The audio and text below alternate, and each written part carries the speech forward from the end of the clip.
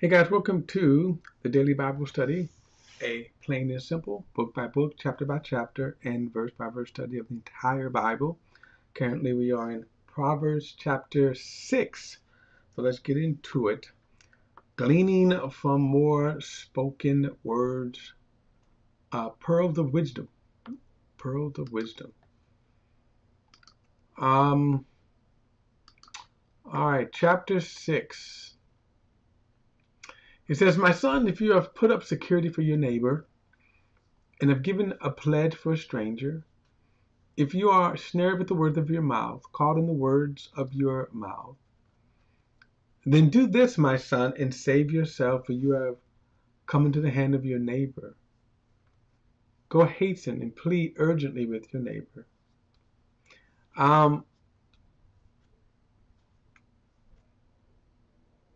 And that to give your eyes no sleep and your eyelids no slumber. Save yourself like a gazelle from the hand of the hunter, like a bird from the hand of the fowler. Now, when I first became a Christian, I heard many people use this verse of scripture to say,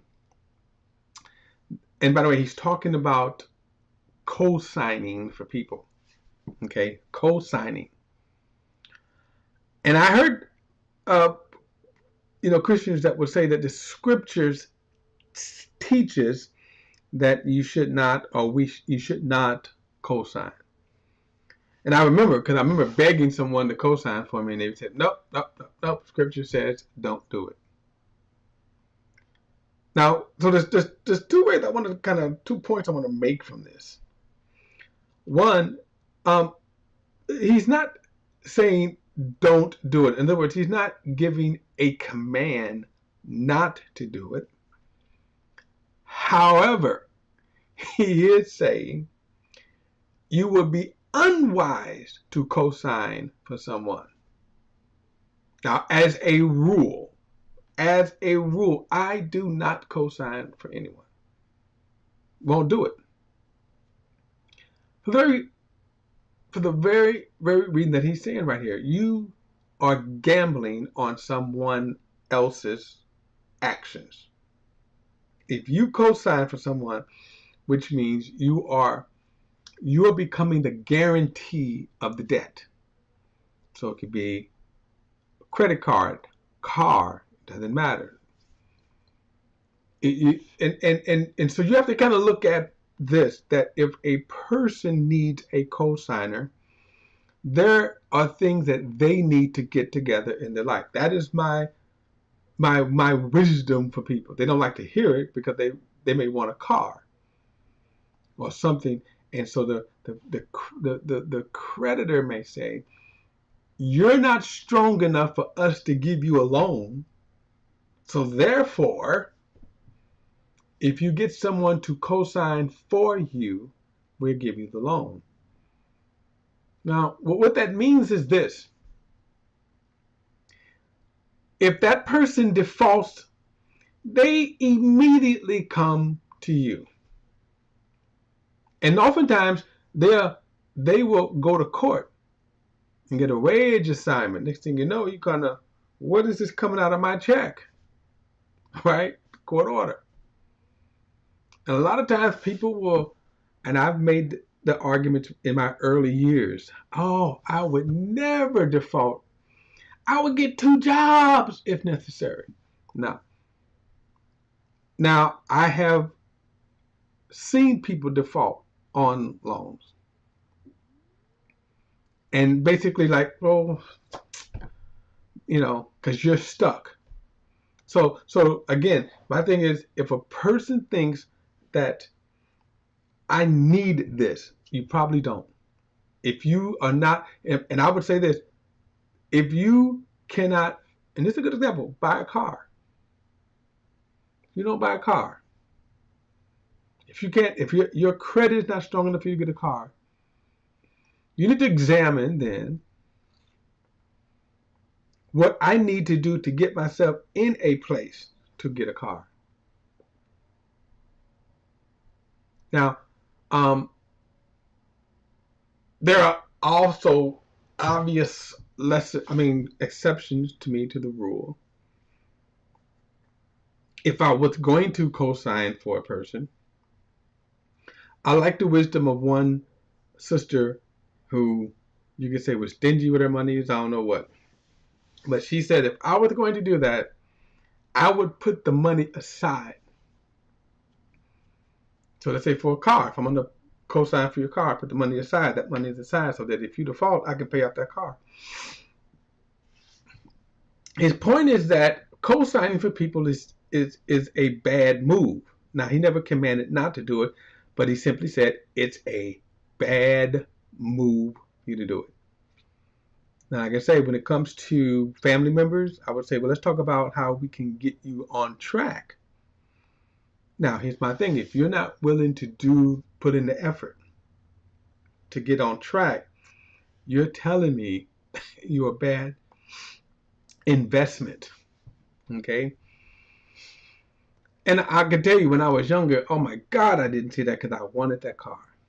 And I'm going to tell you something. And usually I'm going to tell you right now, even though, yeah, I could probably tell you I would never have defaulted if I would have gotten 2 jobs. But what Proverbs is saying, I can't count on you doing that. Okay? So he says right here, don't do it. That's all. It's just bad news. It's not a command. You're not breaking the command of God from doing that. I was taught that, but that's not what he's saying here. All right. Verse 6. Go to the ant, O sluggard. Consider her ways and be wise. Without having a chief, officer, or ruler, she prepares her bread in the summer, gathers food in harvest. How long will you lie there, O sluggard?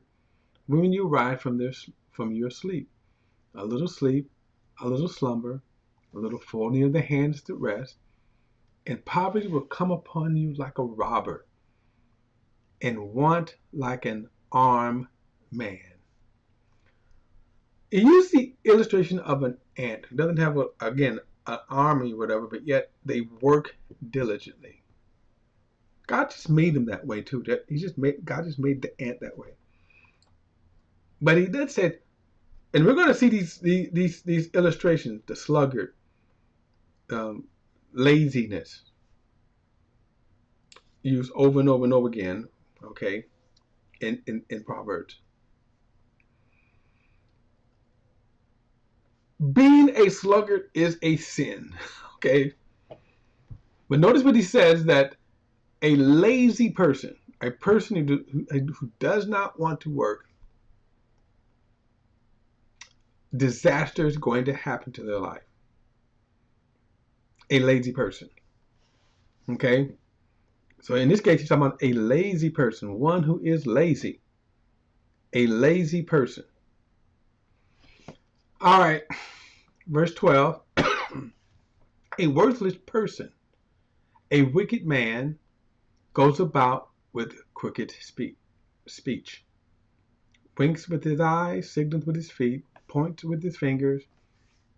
With the perverted heart devise evil, continually sowing discord.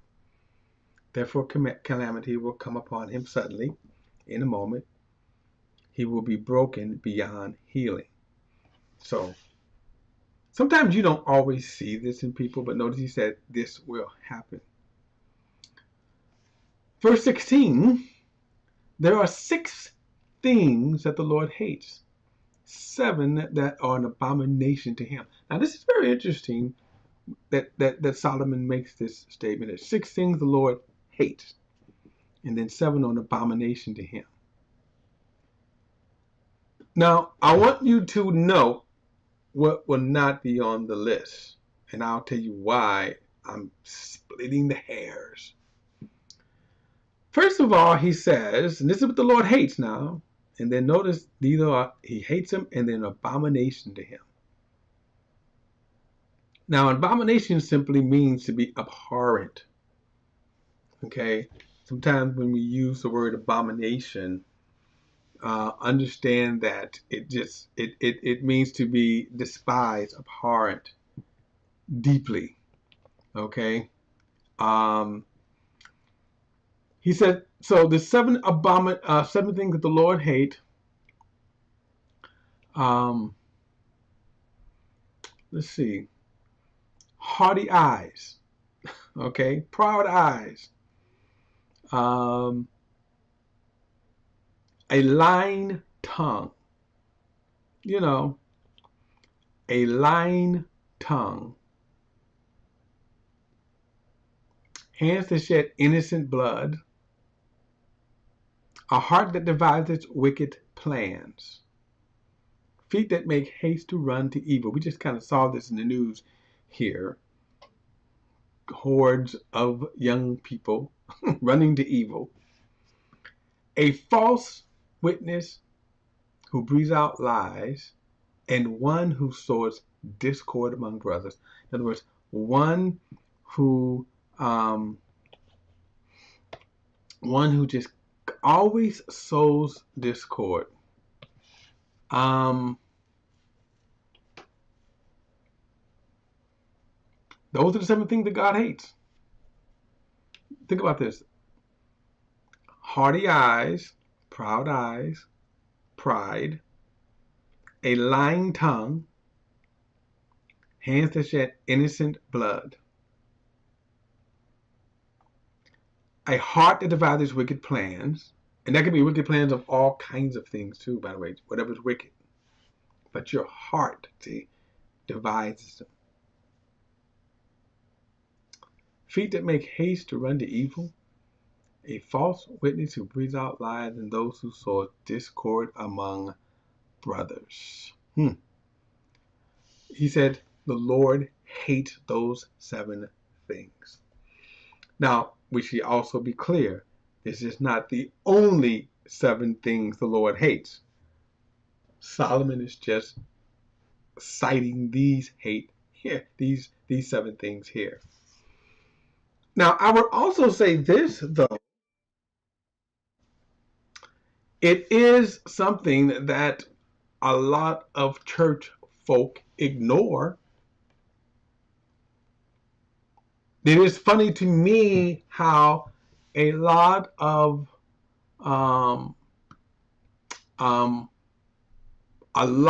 church folks will focus on. Think about the hot button issue today. Think about this. Adultery is part of it, but homosexuality, transgenderism. I mean, these things here, the evangelical world acts as if God will fall off of his throne because of these things. But notice what he says right here, that he specifically spelled out these things he hates. Haughty eyes. Now think who is famous that the evangelical world worships. Haughty eyes, a lying tongue. It was said that this person uttered thousands of lies during his tenure as president. Hands that shed innocent blood. A heart that devises wicked plans. Feet that make haste to run to evil. Now, I think about the Chicago youth that tore up downtown Chicago that made the news. But think about how many on January 6th ran into the Capitol. Okay. False witness that breathes out lies. One of the news cable network just paid out almost $1 billion for the lies they told. And then those who sow discord among brethren. That is something that's happening in our country, by the way, that's tearing our country apart. The lies that people tell. It happens in churches, happens in family members, happening in our society. All right, verse 20. Excuse me. My son, keep your father's commandment, and forsake not your mother's teaching. And we see here how both parents should be teaching. I'm going to come back to this when we get to the discipline, those scriptures and Proverbs that deal with the rod and the discipline. Yeah, but notice what is taught more than giving the rod is what teachings. And so he says, son, my son, keep your father's commandments and do not forsake your mother's teaching. Teaching your children is far more important than giving the rod. The teaching them. Verse 21, bind them on your heart always, tie them around your neck. When you walk, they will lead you. When you lie down, they will watch over you. And when you awake, they will talk with you. When you obey your parents' teaching. Godly teachings, by the way. Verse 23, for the commandment is a lamp, and the teaching a light, and the reproofs of discipline are the way of life. Now again, I'm going to come back later to this verse, because notice he says, commandment is the lamp, teaching is the light, reproofs of disciplines of the way, and the reproofs of discipline of the way of life. Those three things in raising kids, parents, and those three things in kids you should be obeying. So then he comes back to verse 24, to preserve you from the evil woman. Now again, from the smooth tongue of the adulteress. So that's what the context here is, that evil adulterous woman. Solomon really had that out for, right? Verse 25, do not desire her beauty in your heart. Do not let her capture you with her eyelashes. For the price of a prostitute is only a loaf of bread. But a married woman hunts down a precious life. Can a man carry fire next to his chest and his clothes not be burned? Can one walk on hot coals and his feet not be scorched? I know what you're probably thinking, that you see those people walking on hot coals, but if you notice, they walk very swiftly. All right, verse 29. So is he who goes down to his neighbor's wife. None who touch her will go unpunished. People do not despise the thief if he steals, to satisfy his appetite when he is hungry. But if he is caught, he will repay sevenfold. He will give all the goods of his house. But he who commits adultery lacks sense. He will get wounds of dishonor, and his disgrace will not be wiped away. For jealousy makes a man furious, and he will not spare when he takes revenge. He will accept no compensation.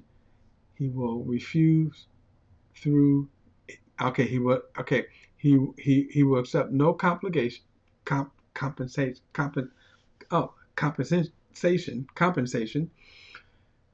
He will refuse though you multiply gifts. In other words, no matter how many times you try to apologize. Now let's kind of think about that.